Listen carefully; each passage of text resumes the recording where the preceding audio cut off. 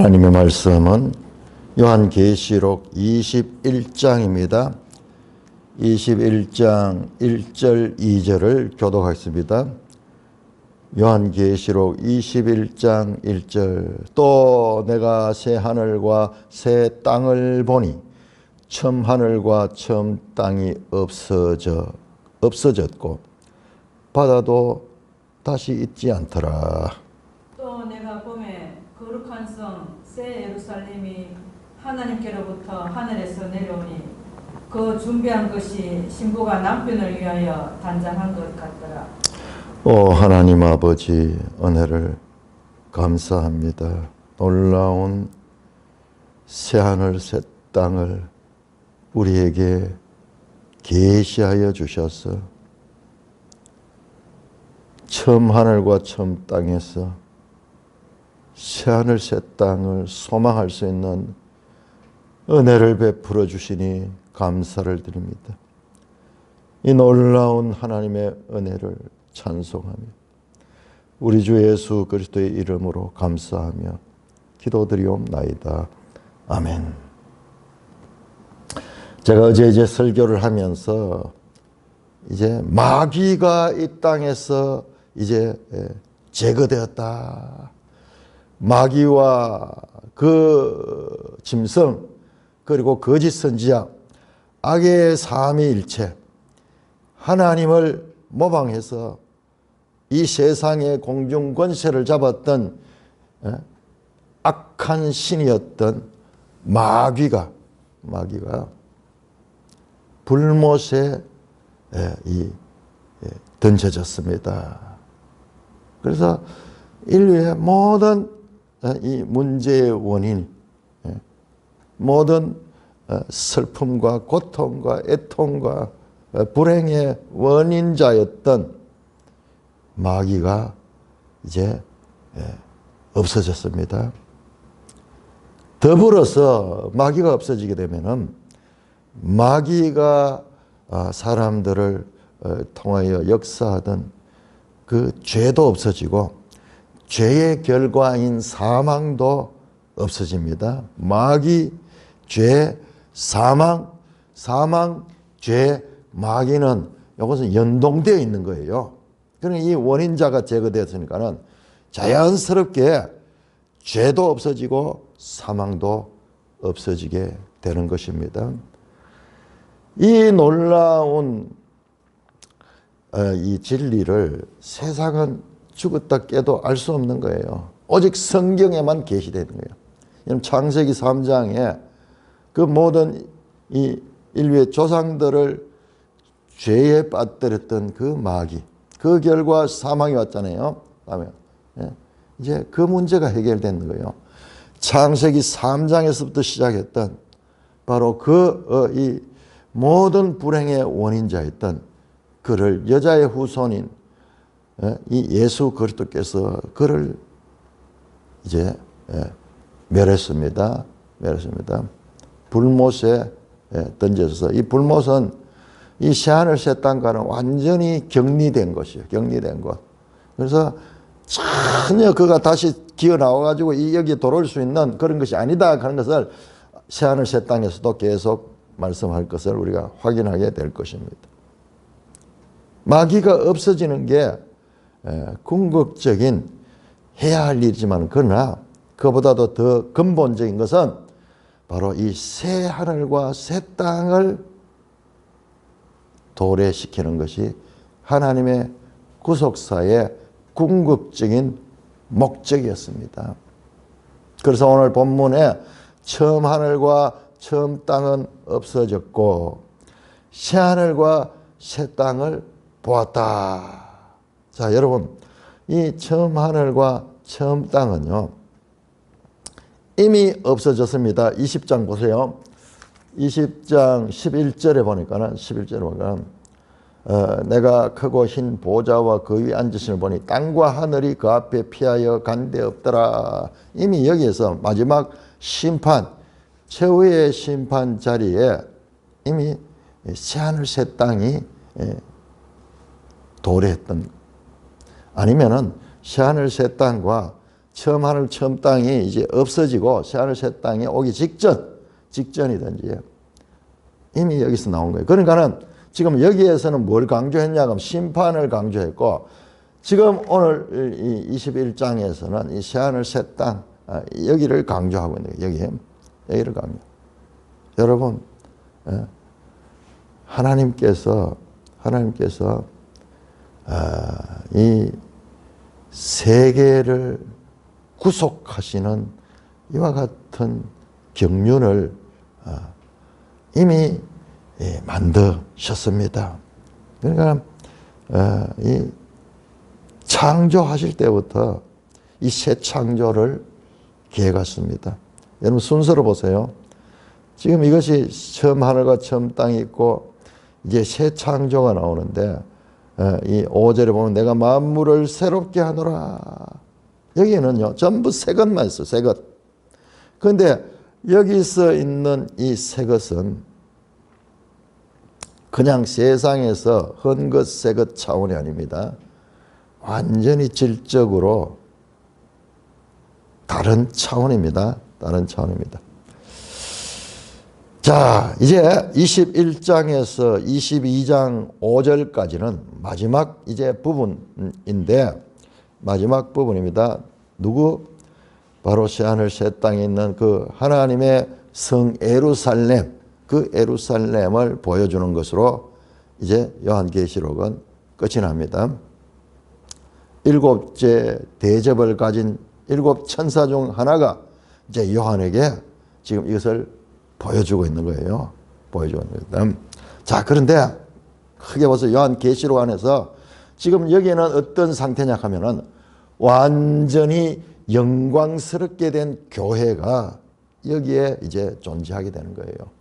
교회가 세상 어느 누구도 여기에는 없습니다. 들어갈 수가 없습니다. 아예 들어갈 수가 없어요. 오직 하나님의 거룩한 교회. 2장, 3장에서 나왔던 이 세상 땅의 교회, 문제 있는 이 세상 땅의 교회 가운데서 이기는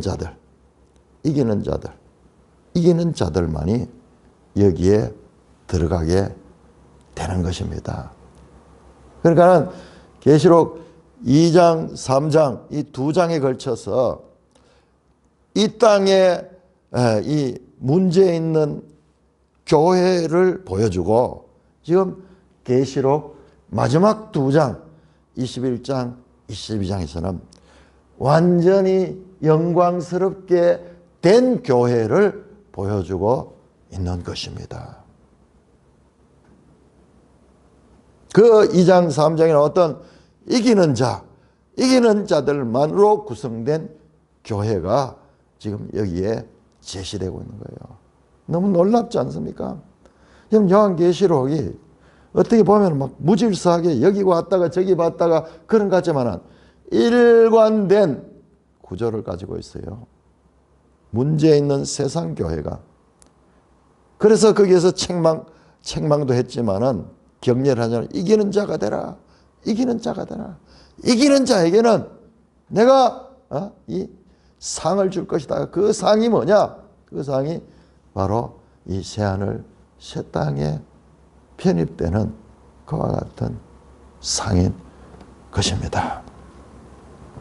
자, 우리는 오늘 여기서 새하늘 새 땅을 만나겠는데, 이 새 것이라는 것은 우리의 경험으로는 알 수 없는 거예요. 우리는 이 땅에서 뭐 낡은 것이 있고 새 것이 있고 뭐 그런 정도. 새 것이 좋은 거죠. 뭐 꼭 새 것이라고 좋은 것만 아니야. 새 것도 나쁠 수도 있고 이런 건데, 약간 낡은 것이 있고 새 것이 있는데, 이 새 것이라는 것은 헬라어로 카이노스,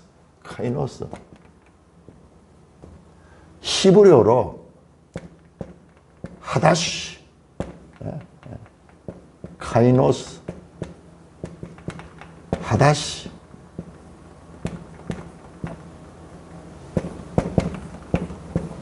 하나님께서는 구약 시대부터 늘 이 말씀을 하셨어요.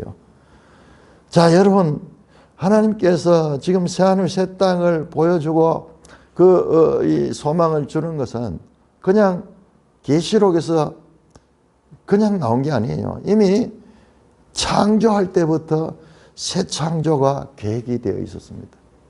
우리 입장에서는 이해가 안 되죠. 이해가 안 되죠. 하나님은 우리가 이해할 수 있는 분이 아니에요. 우리의 이해를 초월하시는 분입니다. 지금 이 영역은 공간적으로도 시간적으로도 우리의 이해가 될 수 없는 그런 차원입니다. 그것이 바로 이 새롭다는, 여기서 말하는 새 것의 차원입니다. 완전히 질적으로 새로운 것입니다. 오늘 본문에 새 창조가 있고 새 하늘과 새 땅이 있죠. 그 다음에 처음 하늘과 처음 땅이 있죠. 여기서 처음도 새 것이 아니에요. 처음도 먼저 하니까 하는 건데 여기서 처음은 프로토스, 구별됩니다. 새 것과 다른 거예요. 이것은 새 것과 대조한 옛것이에요. 창세기 1장부터 일어났던 하나님의 창조가 이제 계시록 마지막에 새 창조로 변화되는 것입니다. 되는 것입니다. 이 새 창조와 처음 창조 간의 질적인 대조는 단순한 윤리적 갱신뿐만 아니라 우주적 구조의 근본적인 변화를 암시하고 있는 어마어마한 의미가 농축되고 압축된 개념이 이 새 것이라는 것입니다. 새 것이라는 것이요. 그냥 단순히 옛것 새것 그런 차원이 아니고 완전히, 그래서 이제 그 새 것에 대한 설명을 이제 알려줄 거예요. 요한을 통해 가지고 그리 알려주는 거 우리도 같이 들을 수 있는 거예요. 들을 수 있는 거예요. 자, 그러면은 오늘 이 본문에 들어가기 전에 새 것 카이노스 또는 하다시는 하나님께서 계속 말씀해 오신 하나님의 구원 경륜의 목적이었습니다. 목적이었습니다. 여러분, 우리가 신약 시대를 살고 있잖아요. 이 신약 시대가 무슨 시대예요? 신약 시대가 새 언약 시대를 줄여 가지고 신약, 새 언약, 하다시 언약, 베리트, 하다시 베리트, 새 언약. 하나님께서는 새 언약을 에레미야 31장 31절부터 계속 말씀하셨습니다. 목적이 뭐냐? 여러분, 에레미야 시대가 어떤 시대입니까? 에레미야 시대는 이스라엘 백성이 바벨론에서 멸망당한 시대예요. 그 멸망당한 시대, 그래서 하나님의 구원의 그 모든 것이 이제 무너진 것 같은, 하나님께서 패배했던 것 같은 그와 같은 상황이, 이스라엘 백성들은 하나님이 어디 계십니까? 하나님이 살아계시면 어떻게 이렇게 이런 일이 있습니까? 그러면서 단식하고 그 애통해하는 그때에 하나님께서는 그 낮아진 이 이스라엘의 현 상황에서 그 선지자에게 새 언약에 관한 계시를 주셨습니다. 그것이 바로 에레미야 31장 31절입니다. 우리 한번 볼까요? 에레미야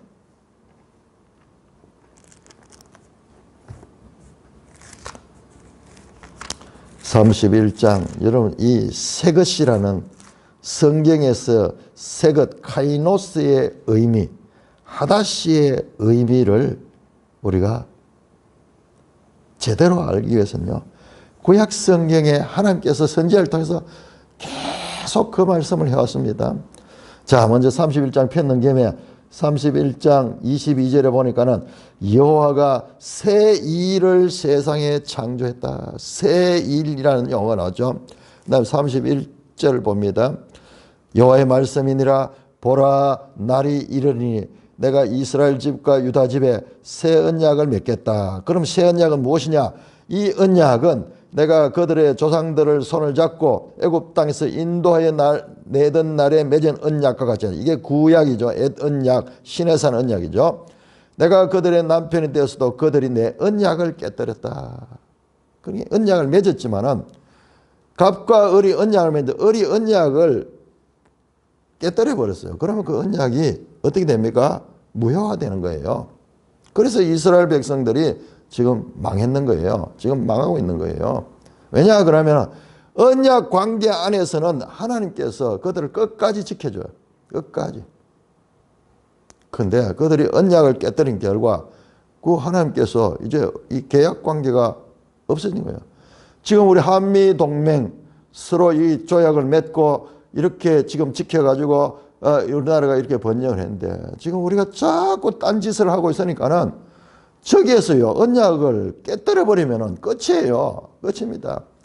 우리가 이 분단된 이 나라 가운데서도 이렇게 세계 유례없는 경제적 번영을 이룩할 수 있었던 것은 이와 같은 휴전 상태, 전쟁이 지금 잠시 멈춰 있는 상태지만은 미국과의 그 언약 관계가 든든하게 있었기 때문에 그 언약을 맺은 자가 그냥 빌빌하는 그런 다른 나라가 아니고 세계 최강국과 언약을 맺고 있었기 때문에 우리가 이렇게 안정된 경제 활동을 할 수 있고 그 결과 눈부신 성장을 이뤘던 것입니다. 그런데 우리가 이 언약을 깨뜨려 버리면은 그러면요 미국하고 관계없어요. 그러면 우리는 금방 공산화됩니다. 공산화됩니다. 자, 언약을 깨뜨렸다. 그 결과 그들이 망하게 됐습니다. 33절입니다. 그러나 그날 후에 내가 이스라엘 집과 맺은 언약을. 그런데 하나님은 그 백성에 대한 사랑이 사람처럼 흥 돌아서지를 못하는 분이에요. 못하는 분이에요. 그런데도 불구하고 하나님께서는 새로운 언약을 계획하시고 새로운 언약을 적용시킵니다. 곧 내가 나의 법을 그들 속에 두며 그들 마음에 기록한다. 왜 문제가 언약이 깨진 이유가 조약이 있는데도 사람 자체가 그 언약을 지킬 수 있는 그런 이 역량이 없는 거예요. 소양이 안 되는 거예요. 이 사람 자체가. 어린아이한테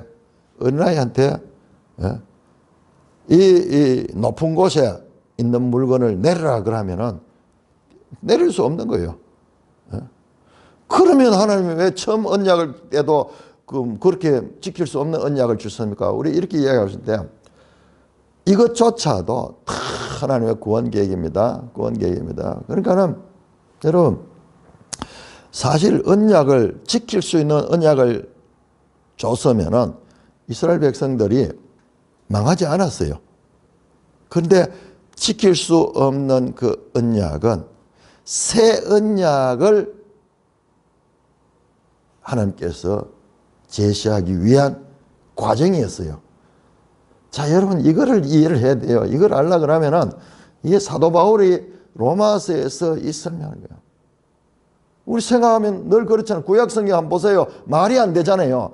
하나님께서 자기 백성들을 지켜주겠다고 그래서 거룩한 나라고 그리고 하나님의 제사장 나라로 시내산에서 거룩한 언약을 맺었잖아요. 그래서 이스라엘 백성들인데 그런데 그 백성들이 결과적으로 그 언약을 지키지 못하는 수준이었어. 그래서 그 언약이 지켜지지 못하고 망하게 됐어, 이스라엘 백성들이.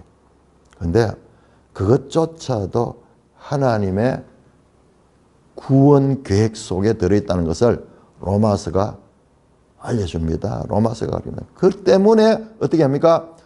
하나님의 구원의 영역이 단 한 나라 이스라엘이 아니라 이방인 온 세상까지도 퍼지게 되는 그와 같은 이 일이 일어나게 되는 거예요. 그래서 로마서 9장에서 11장에서 그 말씀하시죠. 이스라엘이 넘어짐으로 말미암아 이스라엘의 넘어짐으로 말미암아 그 복음이 어디로 가냐? 이방인에게로 갈 수 있는 기회가 된 것입니다.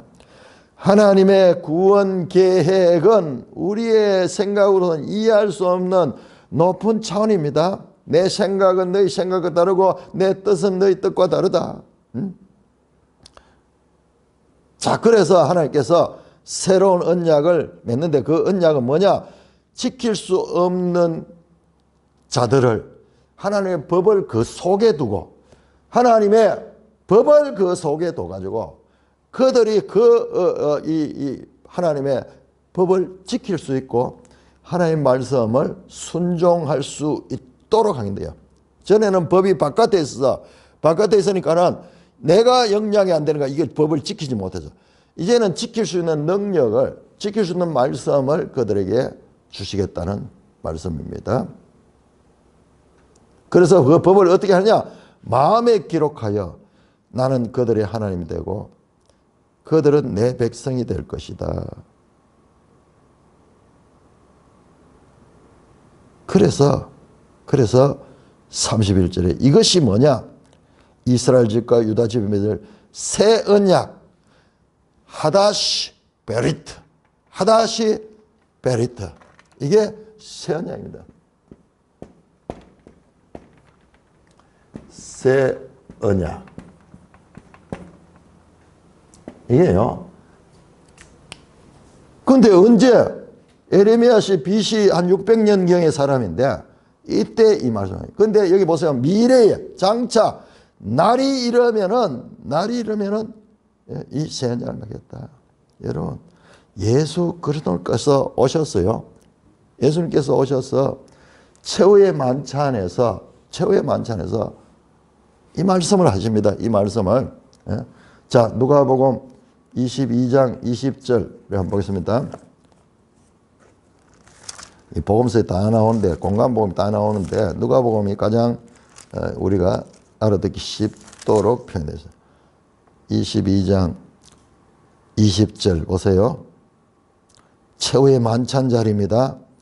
저녁 먹은 후에 잔도 이와 같이 하여 이르시되 이 잔은 내 피로 세우는 새 언약이니 곧 너희를 위하여 붓는 것이라. 여러분, 이 새 언약의 성취가 예수 그리스도예요. 예수 그리스도 피로 맺는다 그래서 예수님의 십자가에 피 흘려 죽으심은 바로 새 언약을 체결한다. 이 새 언약은 일방적. 하나님께서 해주는 거예요. 보통 계약은 상방계약이잖아요. 서로 갑과 을이 계약을 맺을 때 이걸 지켜야지 계약이 성립됩니다. 그러나 둘 중에 한 사람이 그 언약을 지키지 않으면 그 계약이 무효돼요. 여러분, 우리가 건물을 사거나 건물을 임대할 때도 상방의 계약을 맺잖아요. 내가 거기에 합당한 값을 치러야지 그 계약이 유지되지. 내가 그것을 치르지 않으면 그 계약 자체가 무효화됩니다. 그런데 이 새 언약은 뭐냐? 일방적 언약이야. 을의 행동과 상관없이 갑이 일방적으로 맺은 언약입니다. 그러니까 이 언약은 갑이 바뀌지 아니하면은 이 계속 유지되는 언약 중에서도 특별한 언약이에요. 특별한 언약. 무엇과 비교할 수 있느냐? 아버지가 그 아이한테 약속하는 거예요. 내가 이 장난감을 하나 사줄게. 걔는 단지 받기만 하면 돼. 네가 뭐 이런 일을 하고 일하면 내가 장난감 사줄게. 요거는 서로 상무계약이에요. 그런데 어린아이가 아무것도 할 수 없는 무능력한 아이한테 그런 약속 안 하잖아요. 좀 크면 이제 그런 식으로 하지만 어린아이한테 일방적으로 베풀어주는 그 언약이 새 언약이고, 이 새 언약은 하나님의 언약이기 때문에 이것은 견고한 거예요. 이거는 견고한 거. 하나님은 거짓말 하실 수 없는 분이고 하나님 말씀은 영원하고 절대적이기 때문에 이것이 새 언약입니다. 그래서 이 새 언약 때문에 이스라엘뿐만 아니라 우리 같은 이방인들도 그 언약에 참여할 수 있는, 예수 그리스도를 믿음으로 말미암아 그 언약 백성이 될 수 있는 길이 열린 거예요. 그래서 이 새 언약보다 좋은 것이 없는 거예요. 근데 이 새하늘 새 땅에는 전부 여기에 새 것이 들어갑니다. 새 것. 자, 똑같은 말씀을 다르게 말씀하는 에스겔 36장을 한번 보겠습니다. 같은 시대입니다. 에스겔 선지자도 에레미야와 거의 같은 시대에 하나님께서 두 증인을 통해서 한 사람에게 말뿐만 아니라 두 증인을 통해서 약속했습니다. 36장 25절입니다. 맑은 물로 너에게 뿌려 너희로 정결하게 하되 곧 너희 모든 더러운 것에서 모든 우상에서 너희를 정결하게 할 것이며 또 새 영을 너희 속에 두고 새 마음을 너에게 준다. 지금 동일한 말씀이에요. 동일한 말씀. 새 영, 하다시 루아흐. 하다시 루아흐. 새 마음, 하다시 레브. 하다시 레브. 새 마음, 새 영. 우리에게 주는 거예요. 그래서 옛 언약과 달리 믿는 사람 존재 자체가 변한 거예요. 존재 자체가 변한 거예요. 자, 이 새 영이 이제 오순절 성령 강림으로 오신 그 성령이에요. 성령이 우리 가운데 들어오면 우리가 마음이 어떻게 새롭게 되는 거예요. 단순한 새것, 애것 차면 다른 차원의 존재가 되는 거예요. 죽었던 자들이 살아나는 존재, 질적인 차이가 되는 거예요. 죽었던 자들이 살아난 존재. 그래서 신약 성경에는 새 생명, 새로운 피조물, 새 사람, 새 이스라엘 이와 같은 존재의 본질적인 변화가 일어나는 거예요. 아니, 그런데 뭐 똑같이 죄도 짓고 똑같이 가는 거예요. 그래서 이것을 시작된 종말론이고 종말론 좀 단어가 어렵습니다. 시작됐다. 이걸 쉽게 풀이하면 이미 그러나 아직 완성되진 않았어요. 이미 새로운 생명이 되었습니다. 여러분 이 땅에서 새 생명, 새 언약의 관계, 새로운 피조물, 새 이스라엘이 되지 않은 사람은 이 새 예루살렘에 갈 수가 없습니다. 새 예루살렘 성은 마지막 때 갑자기 이 티켓을 받아 가는 것이 아니고 이 땅에서 이미 처음 하늘과 처음 땅에서 새 생명이 된 자, 새 언약의 백성이 된 자들만이 여기에 들어갈 수 있습니다. 그러니까 여기서 새것 카이노스 또는 하다시라는 이 모든 것들은 그러니 예수님 말씀을 자세히 보세요. 자세히 보시면은 이 새 것에 대한 말씀을 많이 합니다. 묵은 포도주와 새 포도주 이야기도 하시고 그 다음에 여러 군데서 지금 말씀하는데 그 모든 것들이 향하고 있던 궁극적인 것이 바로 이 새하늘 새 땅입니다. 이미 새하늘 새 땅에 들어갈 사람은 처음 하늘과 처음 땅에서 준비됐습니다. 그들만이 들어갈 수 있습니다. 누구? 새 언약의 예수 그리스도의 새 언약에 참여한 자. 어떻게 새 언약에 참여합니까? 예수 그리스도를 믿음으로 말미암아 새로운 생명이 됐다. 거듭났다. 새 사람이 되었다. 전부 같은 표현이잖아요. 같은 표현. 새 언약에 체결되고 이 새 언약에 체결된 사람은 그 마음이 새 마음이 되었고 성령이 그 마음 가운데 있기 때문에 새 마음이 된 것입니다. 그래서 이 땅에서부터 하나님을 섬기고 하나님 말씀을 사랑하고 하나님께 문제를 내놓고 기도하고 이 땅에서부터 이미 하나님의 백성으로 살고 있지만은 그러나 아직 죄성이 있어서 완전한 상태는 아니에요. 이 완전한 상태가 지금 오늘 등장하는 새하늘 새 땅입니다. 바로 직전에 뭐가 있습니까? 예수님의 재림이 있었잖아요. 그러므로 이 새 하늘 새 땅은 예수님의 초림과 재림 이후에 새 하늘 새 땅이 오지만은, 그러나 여기에 들어간 사람은 여기에서 이미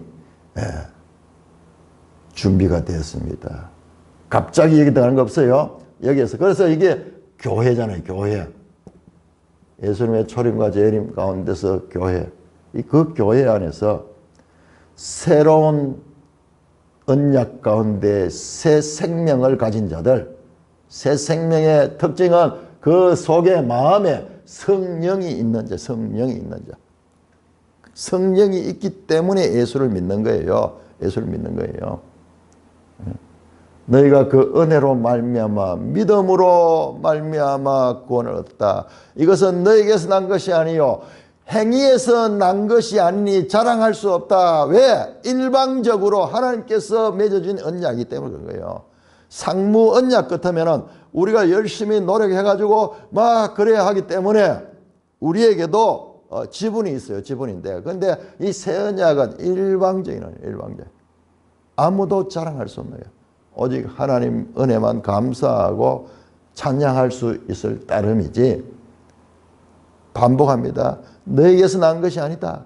행위에서 난 것이 아니다. 이것은 선물이고 은혜로 된 것이다. 그러니까는 그 은혜와 선물을 받은 자들의 그 하나님의 사랑 때문에 우리의 삶도 죄를 멀리하고 하나님을 닮아가는 그와 같은 삶을 살기 위해서는 어떻게 하면 생명의 말씀, 이 양식이잖아요. 새 생명의 양식이 성경이에요. 이걸 먹고 이 땅에서부터 계속 새로운 마음을 가지고 살던 자, 그들이 여기로 들어가는 거예요. 그래서 일곱 교회 가운데서 이기는 자들이 들어가는 거예요. 아무나 들어가는 게 아니에요. 그러면 교회에 있다고 다, 그러니까 교회 안에 사람들이 많이 모여 있지만은 교회 안에는 알곡과 가라지가 같이 있습니다. 그러면 누가 알곡이고 누가 가라지냐? 이거는 우리 수준에서 알 수 없도록 하셔서 하나님께서 알 수 없도록 하셔서. 그러나 그 열매를 보면 알 수 있어요. 그 열매를 보면은 우리가 알 수 있을 것입니다. 여러분 이사야 42장 한번 볼까요? 이사야 42장. 야, 요한계시록 속에 구약이 많이 나오잖아요. 그런데 과연 무슨 성경이 가장 많이 인용됐을까? 어떤 성경이 가장 영어 상박이요. 다니엘서 대단히 많이 인용됐거든요. 뿐만 아니라 에스겔서 어마어마하게 인용됐어요. 이사야서 많이 인용됩니다. 구약의 분량에 비하면은 과연 어느 성경이 가장 많이 이 계시록에 영향을 줬을까? 소선지죠. 시편도 말할 거고. 근데 정말 용어 상박이에요. 용어 상박입니다. 자, 우리 한번 볼까요? 이사야 42장. 여러분 40장 이후는 이사야 1장에서 39장까지는 이 전반부고 40장부터 66장까지 후반부죠. 후반부는 완전히 이 전부 새 것과 연결되어 있어요. 새 언약과 연결이 된다는 것입니다. 이사야 42장 9절, 42장 9절. 보라, 전에 애언한 일이 이루어졌느라. 이제 내가 새 일을 알리노라. 그 일이 시작되기 전에 너에게 이르노라. 하나님이 새 일을 하시겠다. 새 일을 하시겠다. 그 계획을, 그 새 일은 이방의 빛이 되게 하는 거야. 이방의 6절에 보니까는 이방들이 이 새 일 가운데는 이방인의 구원이 포함이 되어 있습니다. 43장 19절. 보라, 내가 새 일을 하니 이제 나타낼 것이다. 하나님 계속 자신의 의지를, 장차 새 일을 할 것이다. 자신의 의지를 드러내시고 있습니다. 48장 6절. 48절 너희가 들었으니 이 모든 것을 보라. 너희가 선전하지 아니하겠냐. 이제부터 내가 새 일은 너가 알지 못하고 은비한 일을 네게 듣게 하노니 이 일은 지금 창조된 것이요 옛것이 아니라 오늘 이전에 네가 듣지 못하였으니 이는 내가 말하기를 내가 이미 알았노라 하지 못하겠나. 하나님 구원 계획 가운데 원래 있었던 거지만 이것이 이제 처음으로 사람들에게 계시가 된다는 말입니다. 여러분, 이렇게 새 하늘 새 땅은 이 카이노스 새 것은 하나님의 구원 경륜의 최종 목표로 이미 구약의 선지자들에게도 말씀하신 것입니다. 자, 이렇게 이제 본문으로 들어가 보겠습니다. 또 내가 새 하늘과 새 땅을 보았다. 여러분, 새 하늘과 새 땅을 보았다. 장면이 다릅니다. 계속 이걸 봐야 돼요. 내가 보니 앞에서도 봤는데 하늘과 땅이 없어진 거 봤어. 거기에 이 보좌 위에 심판하는 그 하나님을 봤어요. 그런데 이제는 그 없어진 하늘, 처음 하늘과 처음 하늘 없어진 그 하늘에 새 하늘 새 땅이 존재하고 있는 겁니다. 여러분, 새 하늘 새 땅은 역시 이사야를 통하여 이미 말씀해 오신 것입니다. 자, 이사야 65장. 그러니까 계시록을 하게 되면은 구약 성경까지 같이 이렇게 하면서 놀랍게도 이거요. 계시록 없이 이사야를 보면은 참 뭔가 대단한 것 같은데 뭔가 우리가 이해할 수 있는 게 부족합니다. 그런데 이 두 가지가 같이 되면은 계시록은 계시록대로 이사야는 이사야대로 같이 확 밝아지는 거예요. 자, 이사야 65장 17절. 보라, 내가 새하늘과 새 땅을 창조하느니 이전 것은 기억되거나 마음에 생각나지 않아. 이전 것은 뭡니까? 처음 하늘과 처음 땅이었죠. 내가 창조하는 것으로 말미암아 영원히 기뻐하며 즐거워할지니 보라, 내가 예루살렘을 즐거운 성으로 창조하고 그 백성을 기쁨으로 삼고 내가 예루살렘을 즐거워하며 나의 백성을 기뻐하리니 그곳에는 뭐냐? 우는 소리와 부르짖는 소리와 그 가운데 다시 들리지 아니하는 그와 같은 곳이 바로 새하늘 새 땅의 새 창조의 그 나라입니다. 하나님이 너무나 기뻐하시고 그리고 거기에 살고 있는 그 백성들도 기쁨으로 충만한 곳. 다시는 우는 소리와 부르짖는 소리와 고통으로 탄식하는 소리가 없는 곳이다. 자, 66장 여러분 한번 생각해 보세요. 이사야 마지막 66장과 계시록 마지막 지금 21장 22장이 서로 다 인크로지를 읽고 있어요. 인크로지를 서로 연결됩니다. 66장 22절 마지막 중에도 마지막입니다. 최종적으로 선지자를 통해서 하는 말씀합니다. 내가 지을 새하늘과 새 땅이 내 앞에 항상 있는 같이 너희 자손과 너희 이름이 항상 있으리라. 그곳에는 23절 여호와가 말하노라 매월 초하루에 매 안식일에 모든 혈육이 내 앞에 나와야 이스라엘뿐만 아니라 모든 민족이 다 하나님께 예배하고 그들이 나가서 패역한 자들의 시체를 볼 것이다. 그 벌레가 죽지 않은 그 불이 꺼진 모든 혈육이 가냐. 그러나 그들이 새하늘 새 땅에 들어가지 않았던 그 나머지 사람들은 어디 갑니까? 여기 불못이잖아요. 불못. 우리가 봤죠? 악인들의 최종 종착역은 불못입니다. 그러나 하나님의 백성들의 최종 정착하는 곳은 새하늘 새 땅에 입성하는 것입니다. 똑같이 지금 마지막을 지금 이야기하고 있습니다. 하나님께서 새하늘 새 땅은 이미 하나님의 구원 경륜 속에 깊이 있던 거예요. 이것이 제대로 이제 성취되고 있는 것입니다. 자, 처음 하늘과 처음 땅이 없어고 바다도 다시 있지 않더라. 야, 바다를 어떻게 바다도 다시 있지 않냐. 물론 바다도 땅에 속하겠죠. 그 바다 밑에는 다 또 땅으로 되어 있으니까는. 그래서 우리가 봤을 때 육지하고 바다하고 어딘 크냐. 육지가 다 클 줄 아는데 실제로 과학적으로 측량을 해보니까는 바다가 더 크죠. 근데 그 바다도 사실상 밑바닥에는 땅으로 되어 있으니까는 그것도 땅으로 볼 수 있는데 여기 따로 구별합니다. 바다도 다시 있지 않더라 강조를 해서 말합니다. 여러분 말씀드렸듯이 바다는 계시록 13장 1절에 보면 바다에서 짐승이 나오죠.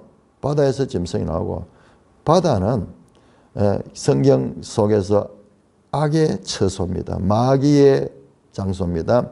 자, 그래서 전 세계에 보면은 이 바다에 관한 것이 나오는데 우리도 보면은 바다에 살고 있는 왕이 있잖아요. 그게 누구예요? 용왕이라고 용왕.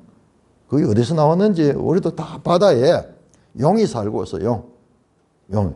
전 세계적으로 다 그렇게 되어 있습니다. 전 세계적으로. 근데 용을 우리는 되게 좋게 하잖아요.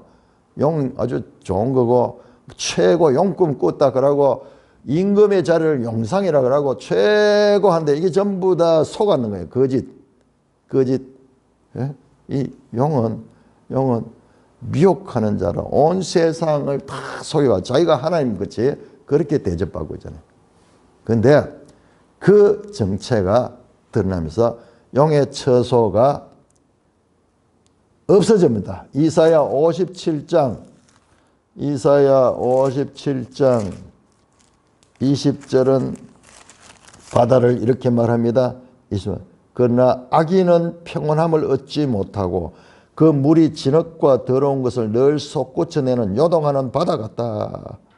하나님 말씀 악인에게는 평강이 없다. 이 악인들과 연관된 것으로 바다를 비유를 하고 있습니다. 이사야 27장 1절 볼까요? 이사야 27장 1절은 이렇게 말합니다. 그날에 여호와께서 그의 크고 견고한 강한 칼로 날랜 뱀 리워야단 곧 꼬불꼬불한 뱀 리워야단을 벌하시며 바다에 있는 용을 죽이시리라. 그러니까 이 성경 속에 이 용은 바다는 이 용이 거하는 거예요. 용이 누굽니까? 정체가 드러났잖아요. 뱀이고 곧 마귀고 사탄이고 나오죠. 그러니까는 그것이 이제 그 존재가 그할 수 있는 것이 없어졌다는 말입니다. 새 하늘과 새 땅에는 처음 하늘과 처음 땅과 바다도 다시 있지 않으라 no more. 더 이상 이 땅에 죄로 이 물들어 있던 것은 거기에 들어갈 수가 없습니다. 그래서 계속 부정어로 합니다. 다시 있지 않더라. 오크. 또 내가 봄에 거룩한 성 새 예루살렘이 하나님께로부터 하늘에서 내려오니 그 준비한 것이 신부가 남편을 위하여 단장한 것 같더라. 자, 이 장면도 보세요.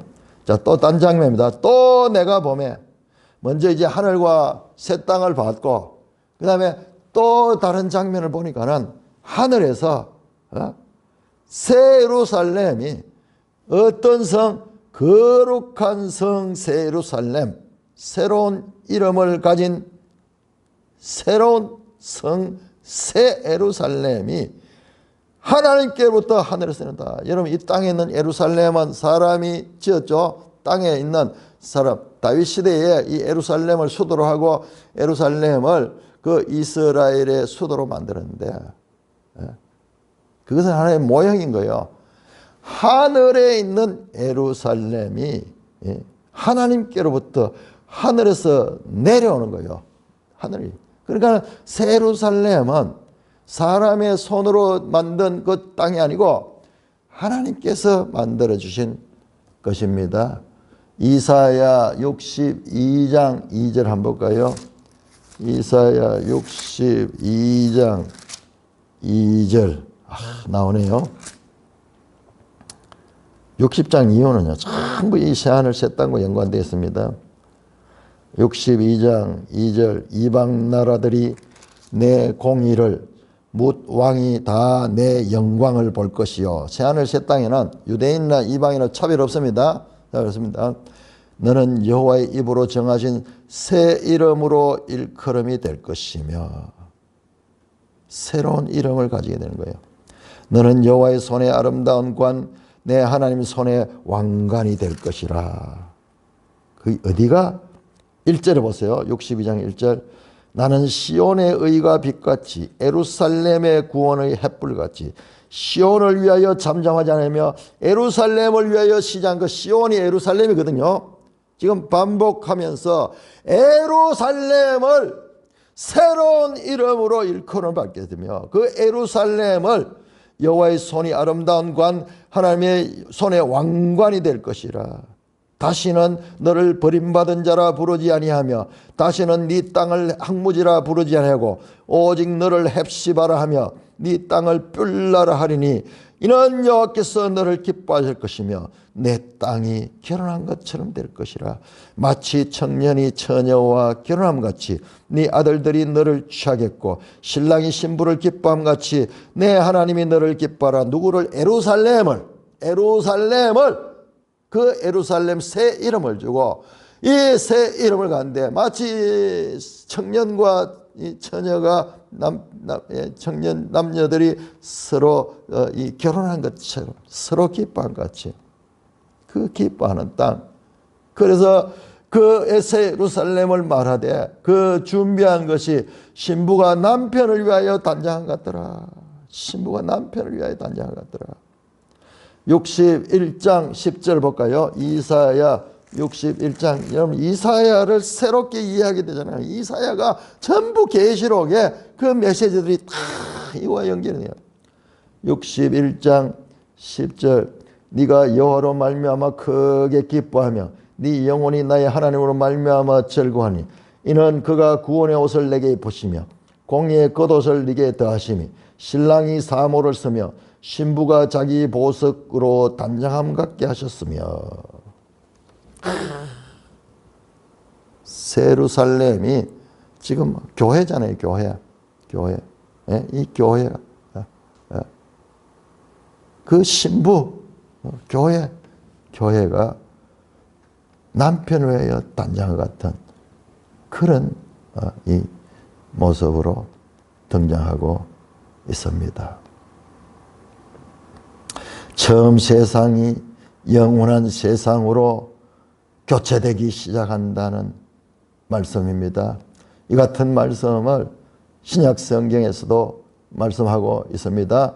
먼저 히브리서 11장을 한번 볼까요? 히브리서 11장. 히브리서 11장 14절에서 16절. 그들이 이같이 말하는 것은 자기들이 본향 찾는 자임을 나타냅니다. 그들이 나온 바 본향을 생겼다면, 원래 본향은 이 땅에 있는 고향은 우리가 살던 곳이잖아요. 그 본향이 아니라 말이야. 돌아갈 기회가 있었으니와 이 본향은 그런 게 아니고 그들은 이제 더 나은 본향, 이 땅에 있는 고향도 사람들에게 아주 정이 들어서 늘 고향을 생각하고 고향을 잊지 못하지만 그런 차원이 아니고 더 나은 본향이 있는데 그것은 어디냐? 하늘에 있는 것이야.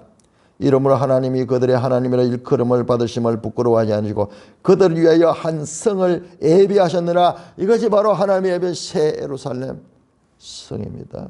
새 예루살렘. 12장 22절. 여기 또 시온이 나옵니다. 시온과 예루살렘이 나옵니다.